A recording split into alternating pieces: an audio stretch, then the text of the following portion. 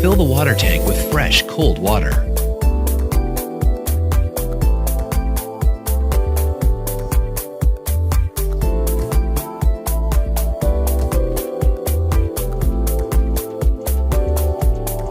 Close the lid to the water tank. Select the on-off and allow the machine to heat up the water. After a few seconds, the green OK light will come on.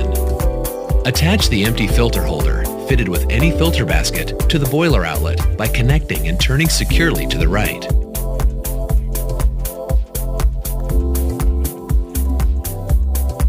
Place a suitably large cup under the outlets. Select Coffee Hot Water and allow the hot water to flush through the system. When the green light goes off, switch back to on-off to stop delivery. This process should be repeated several times